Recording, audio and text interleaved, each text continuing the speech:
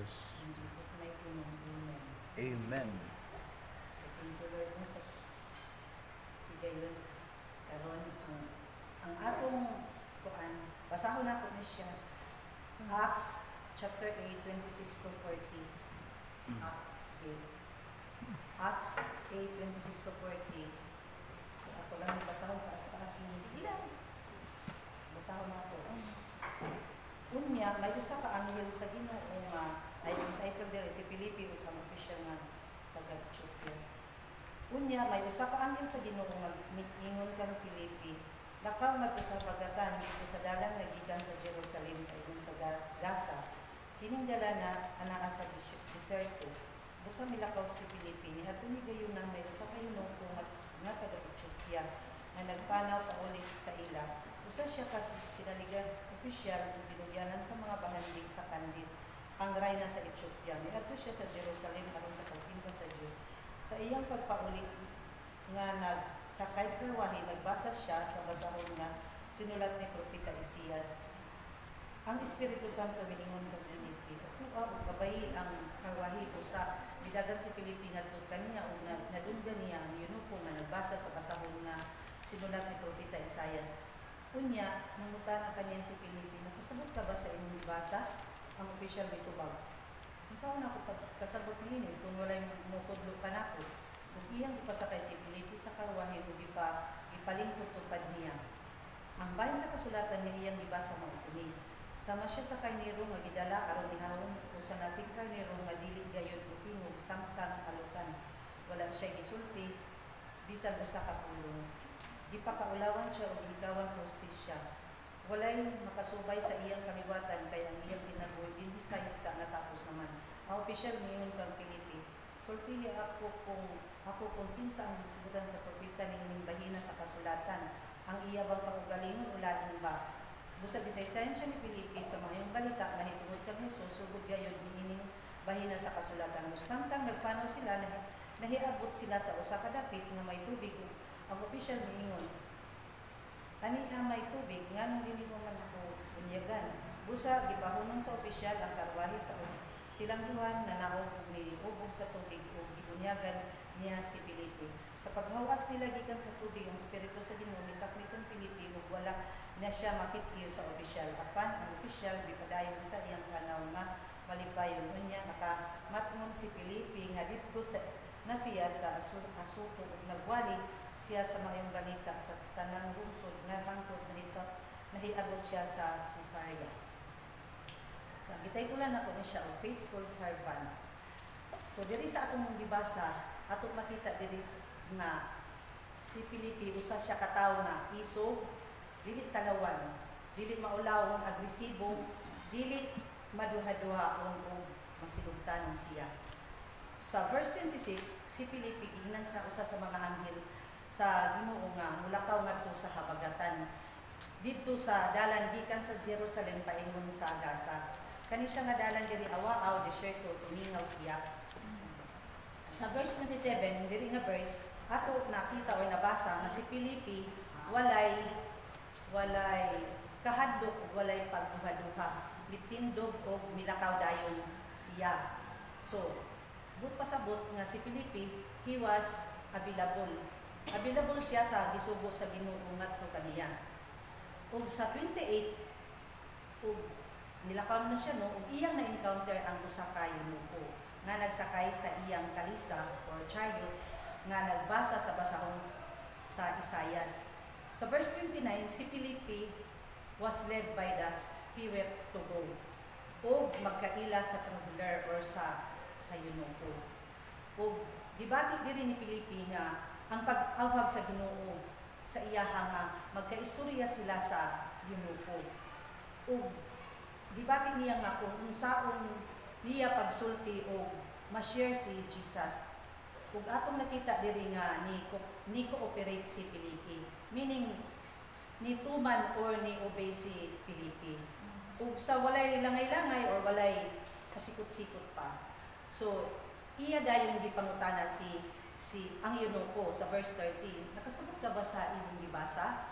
So logical or makatarunganon nga pangutana or leading question sa tumong ni Felipe nga ma-share gyud ang pulong sa Ginoo. So it was a proper opening. So tama to baya nung nga nisulti dayon siya nga nakasabot ka ba sa imong libasa? Wala na biya siya naglangay-langay, no?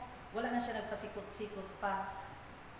Kay siguro kung nagpasikot-sikot pa siya, pag kuan niya, no? Niya kalisaw biya ang gisakyan, paspas biya to, niabot na talaga ko ang Ginoo ko, hindi na hinungto siya ka-share. So sakto pud tong iyang pangutana nga direct to the point ba, no? Wala na siya nangutana, kumusta ba ka or kanang ilabay mo anak o kumusta ba ang imong kuan pagtrabaho nila sa Queen, di ba? Kay kung ano to siya, official mo to siya. So wala na siya daghan pay pangutana ni diretso na dayon siya ang iyang katuyuan. So wala na siya nagpasikot-sikot pa. So diri sa verse 35 atong mabasa nga walay pagduha-duha si Felipe. Iya dayon gibungat, giablihan dayon niya ang iyang bakbak o gisharean dayon niya ang grupo. So direct to the point, nag-share dayon niya ang maayong balita, ang kaluwasan mahitungod kang Jesus. So maayo na lang pud no kay responsive pud ang kaning yunuko kanang good listener siya. So sa following verses na atong dibasa no, ang yunuko siya mismo gani ang magpabaptize sila ng siya nakita sila tubig magpabaptize mo dayon tong yunuko. So ang pangutana karon mao ni, are we available sa pag-share sa pulong sa Ginoo or daghan pa ta kasumangil or pasikot-sikot? So mao na kanang pangutana kita ra makatubag sa atong kaugalingon. Number 2 nga question, are we led by the Spirit or misugot lang ba ta kay obligata kay kanang opisyalista sa simbahan or kanang gi-assign ta ito magsulti gi-assign ta, so mao nang misugot ba ta tungod ning anak or are we led by the Spirit? Number 3 question, are we willing nga mo-obey sa pag-share sa pulong sa Ginoo or daghan gihapon ta mga sumangil o mga dahilan? Kay kung gusto may paraan, kung ayaw maraming dahilan. So kato nga mga tulo ka question, are we available, are we led by the Spirit or are we willing to obey sa pag-share sa pulong sa Ginoo? So ang ato ra self ang tubag ato. So mao lagi pud na no, kung practically speaking dili ta makahatag kung walay ato. So mao na siya no, dili ka maka-share kung wala pud kay na hibaluan. So mao ni siya na dapat naatay gi-master or gi-studyhan nga daan nga pang-witness na approach. So karon kanang naakoy mag-demo ko kung unsaon pagkuan, kanang dili din ako master, gusto na ko i-master mo nang mag-share ko. So isipon ta mo nga nag-share ko sa inyo nag-share ko sa pulong sa Ginoo. So may hapon sa inyo tanan kanang di ba ko mag-share og lalaki no. So madam nga akong tawag kay babae mo gid ang akong share. So may hapon madam na ako'y i-share ng pulong sa Ginoo kung okay ra sa imo ha. Kanang kadyot ka kaayo ni siya madam. So ang pulong sa Ginoo makita sa Romans 6:23, for the wages of sin is death, but the gift of God is eternal life through Jesus Christ our Lord. Madam kanang na ako'y good news o bad news.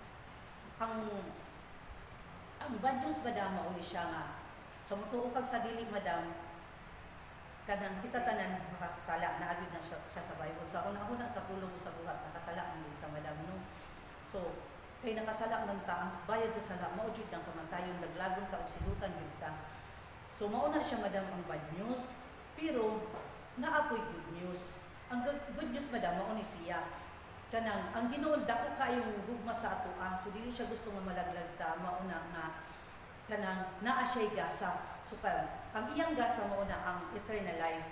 Ang eternal life na anak ng Jesus Christ. So si Jesus Christ mao na siya ang gasa. Madam mutuo ba ka nga si Jesus nabatay dilansan sa krus para sa ato, puli sa ato, giluwas ta niya. So karon kung mauna siya madam, kaya regalo man o gasa man, dawato nimo siya. So kung dawato nimo si Jesus Christ nga imong Lord and Savior sa imong kinabuhi, makabaton ka o kanang eternal life. Naa na kay kinabuhing dayon ug bahimo na kaniya nga anak sa Dios. So maura ko siya. Maura ko siya o maura to ang akong punto, no? So kanang pwede na din siya bautismo. Ari akong feeling. Really, bitaw. Wala yung saging. Ikaw na Dahil ba niya magpabaptize na?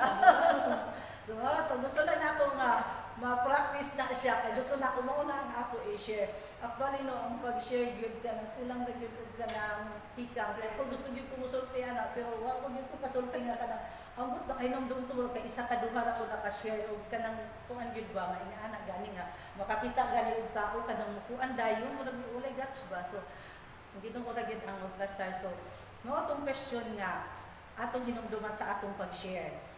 Are we available? Are we led by the Spirit? Or are we willing to obey? So, mauna po siya. Thank you. Dalay Thank you, Teacher Bian. Amen.